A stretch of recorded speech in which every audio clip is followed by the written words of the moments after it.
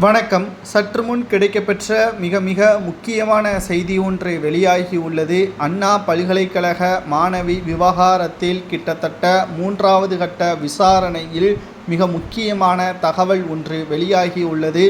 தமிழக சட்டசபையின் சபாநாயகராக இருக்கக்கூடிய அப்பாவு அவர்களது அனைத்து ஆவணங்களும் தற்பொழுது ஞானசேகரனது வீட்டிலிருந்து கைப்பற்றப்பட்டிருப்பதாகவும் அவரது பதிவுகளும் தற்பொழுது ஞானசேகரன் வீட்டிலிருந்து கைப்பற்றப்பட்ட செல்போன்கள் பென்டிரைவர்கள் மூலமாக உறுதிப்படுத்தப்பட்டு விட்டதாகவும், முக்கியமாக யார் அந்த சார் என்ற கேள்விற்கு சபாநாயகர் அப்பாவு இருக்கக்கூடும் என்ற தகவல் இறுதி கட்டத்தை எட்டியுள்ளது.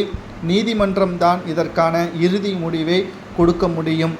தற்பொழுது 3 IPS பெண் அதிகாரிகளை கொண்ட இந்த புலனாய்வு விசாரணையில் ஞானசேகரனுக்கு பின்னால் இருக்கக்கூடியது யார், குறிப்பாக வழக்கு பதிவு செய்யும் பொழுது ஞானசேகரனை குற்றவாளி இல்லை, அவர் மீது அதிக அளவு வழக்குகளை பதிவு செய்யாமல் அந்த பாதிக்கப்பட்ட பெண்ணின் மீது தான் அதிக அளவு விமர்சனங்களை எழுதும் வகையில் FIR பதிவு செய்யப்பட்டிருப்பதும் குறிப்பிடத்தக்கது.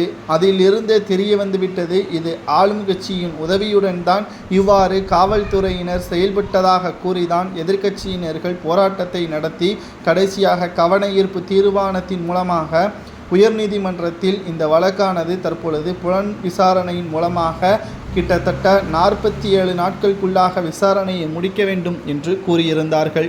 3வது கட்ட விசாரணையில் தற்பொழுது யார் அந்த சார் என்ற கேள்விற்கு சபாநாயகராக இருக்கக்கூடும் என்ற தகவல் தற்பொழுது வெளியாகி இருக்கிறது.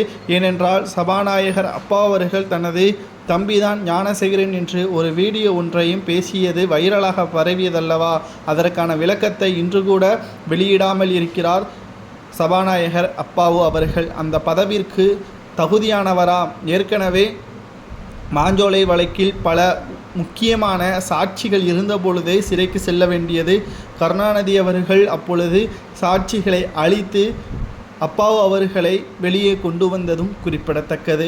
இந்த ஒரு சூழலில்தான் தற்பொழுது மிக முக்கியமாக நாம் கவனத்தில் எடுத்துக்கொள்ள வேண்டியது, அண்ணா பல்கலைக்கழக மாணவி வழக்கில் ஞானசேகரனை தண்டிக்கக்கூடிய வகையில்தான் ஆரம்பத்தில் காவல்துறையினர் வழக்கு பதிவு செய்தார்கள். தொடர்ச்சியாக குற்றவாளிக்கு பின்னால் இருக்கக்கூடியது அரசியல் பின்புலம் என்று தெரிந்தவுடன் இவருக்கு குறைந்தபட்ச தண்டனை வழங்கலாமா அல்லது அதிகபட்ச தண்டனை வழங்கலாமா, ஆதாரத்துடன் நீதிமன்றத்தில் சமர்ப்பிக்கப்படும் பொழுது உண்மையான தகவல் வெளியாகும். தற்பொழுது புலனாய்வுத்துறை தரப்பிலிருந்து கிடைக்கப்பெற்ற செய்தியை தான் நாம் பார்த்து வருகிறோம்.